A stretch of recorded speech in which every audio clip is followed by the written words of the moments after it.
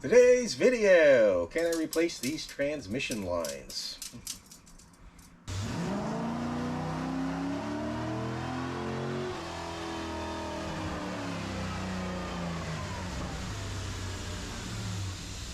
Hello, I'm Eugene Tordo, this is ET Garage, and today I'm going to make an attempt at replacing these transmission lines. Now, I'm a little reluctant to do this. I was talking, I think, in another video about I might pull the motor and make some changes and do it, but now I'm thinking not doing that and doing something else. But this video is about the transmission lines. I'm a little worried about getting these transmission lines in. These are stainless steel replacement transmission lines from Classic Tube. They were pre-bent and already flared and all that good stuff, and hopefully they bent them correctly. I'm looking at this ends at them and I'm kind of worried about them, but we'll find out when we get them up there. I was going to wait till I pulled the motor. It would have made it a lot easier. These do have to wind up over the frame and to the radiator, so I'm going to have to work them up in there. I might even have to bend the pre-bent tubing, which I really don't want to do. They have these, Classic Tube has these both in stainless steel and steel. I almost got the regular steel ones, and I thought maybe they might be better, because if I do have to bend them, they're just a lot easier to bend than the stainless steel. These can be difficult to bend, so we'll have to see how that works out. And I hate to have to get the old transmission lines off and put these in. I'm going to find out they don't line up. I'm going to check the, of course I can match these to the old ones before I put them in, so that will help. Now if you're wondering why I'm replacing these lines, it's because where they go to the transmission, which would be these ends, I have a problem with the nuts are all boogered up and they're leaking. And I fixed that leak before and then it came back. And I've replaced the fuel lines from the fuel filter to the fuel rails with stainless steel lines from Classic Tube. I replaced all the metal lines in the brake system with pre-bent stainless steel lines from Classic Tube. So I figure I might as well do the transmission lines too and take care of that leak at the same time. And sometime maybe I might do the fuel lines that go from the fuel filter back to the tank, but from the way I'm understanding it, you have to remove body panels to do that, and that's the reason I haven't done that yet. And I really don't want to remove body panels, just replace fuel lines. So unless there's a problem with those lines, they're just going to stay there.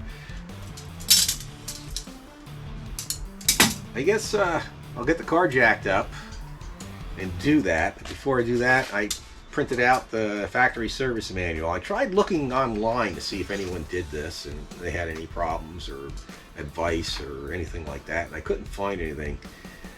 And I'll just go over what the factory service manual says, because the factory service manual, the way they say it, makes it sound easy, and I almost guarantee that it won't be easy.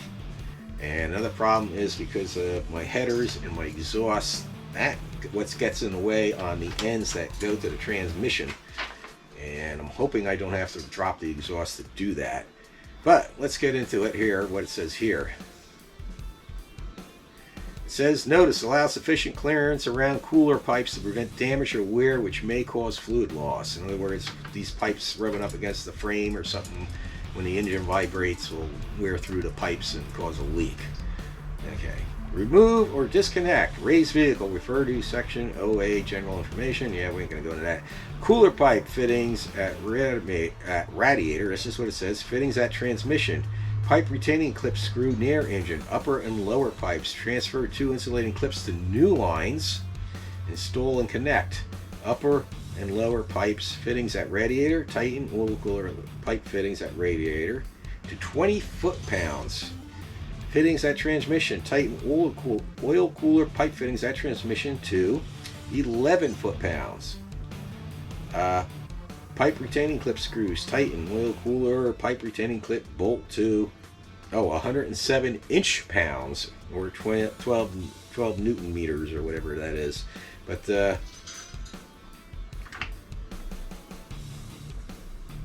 I'm not going to be putting a torque wrench on these to tighten them. I don't think I have the proper crow's foot to even hook to a torque wrench on this size. And if I did, you have to do the formula for the length of the crow's foot. If you actually go through that much trouble to do that, you know, I ain't gonna go into that. That's a whole other story. But normally, you just tighten the damn things so they don't leak. Put a little thread sealant on here, all that good stuff. We're not gonna get into that. One thing you should do before you install the new ones is flush these out with a brake clean and then blow them out with air, even though they're brand new. Even just running them underneath here, it's possible to get stuff in the ends, and you don't want that flowing through your transmission. It could clog up your valve body to destroy your transmission. In fact, when I'm snaking them up, I might cut the fingers off the latex gloves and place them over the top of that while I'm snaking them up. This way I don't get anything in there. Same with the other ends. We'll see when we get to that. First thing I got to do is get the vehicle up on in the air. I'm just going to jack this side. I find it makes it easier if you're working underneath a vehicle and you only need to work one side, to jack the vehicle like this rather than like that. It kind of just gives you better working clearance. Of course, if I have to remove the whole exhaust, then I'm going to have to jack the other side. Let me get this side in the air and on jack stands, and we'll go underneath and take a look and see how difficult it is to get to those lines.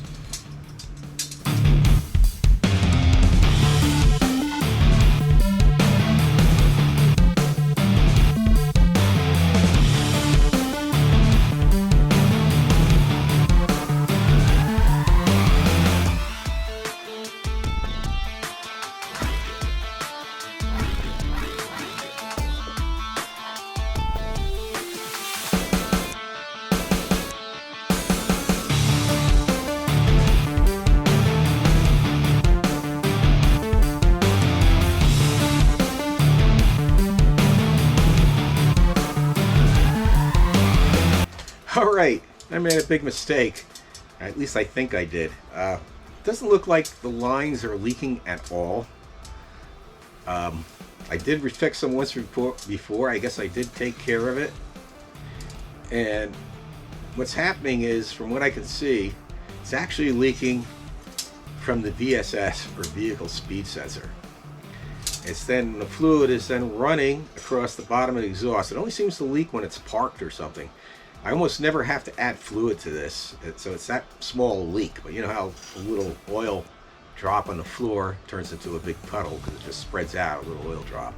But it's running across the bottom of the exhaust and then dripping down on the passenger side, and that's what reason I thought it was from the transmission fluid lines that go to the radiator, and apparently that's not the case. It's from that VSS. Now, hold on a second. I'll get the old VSS. Okay, here is the factory VSS, the original one, the OEM one. You can't get these anymore. They have these other ones, that's all I can explain, that are off a different model GM, and then you use a wire and harness adapter to plug in this end. The reason I replaced this, even though this is the original one, and has something like 250,000 miles on it, it still works. But it didn't leak, and from what I'm looking at on that, I only think it's leaking. I think it's leaking internally. Of course, all the new ones are made in China. This one here never leaked, but the plastic is so old it's broken, and even though the clip will stay on there, I figured that last time I had it out, I'd change it. I did a video on it. If I can remember what video it is, I'll leave a link to it. I believe I had to take the I had to change the gear that goes on the output shaft, and at that time I went ahead and changed to BSS. I figured it was a good idea to do that, but apparently it wasn't, because that is leaking.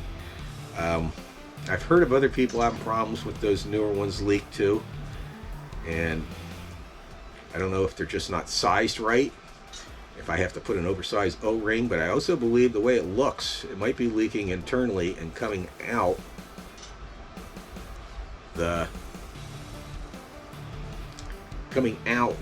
where the weather pack plugs in. So I don't want to get under there and change that right now. I'm going to think about this. I still would like to change those transmission lines, but I hate to do it. The way it looks, the best way to do it is to remove the exhaust. And the even better way to do it is to remove the motor, and that would make it even easier. But I'm not interested in removing the motor right now, the engine. I was going to remove it and make some changes to it. I was going to go for slightly higher compression pistons and different rings. And I even thought about building a 400, but I'm not going to do that now. I'll go into that in another video. But I have to make a decision on this. Either order another one like what's in there and hope that doesn't leak. And when I put it in, I'll give it a good cleaning, and I'll RTV the weather pack right in place if I have to. And put an oversized O-ring or something on it. So, sorry about the not getting those transmission lines on. They actually don't look as hard as I thought to snake over the frame rail from what I'm looking under there. And the hard part is getting off the lines where they go into the side of the transmission. The ones up front here are super easy to get to, in my opinion. They're no problem at all. Maybe I'll go into that in a later video, but right now I just want to get this transmission leak fixed. It's a minor leak, but it's enough to be annoying. So let me decide if I'm going to go ahead and stick this back in, and then I'll just RTV the hell out of the connector, the weather pack connector, so it doesn't come out with an RTV adhesive. I mean, I could even epoxy the connector in and make a pigtail and plug into the existing connector or something like that if I had to. So that's always a possibility too. I'm going to think about this. In the meantime, I'm going to end this video, this short video, and decide what I am going to do. And I'll get back to you in the next video. In the meantime, everybody have a great day, and God bless.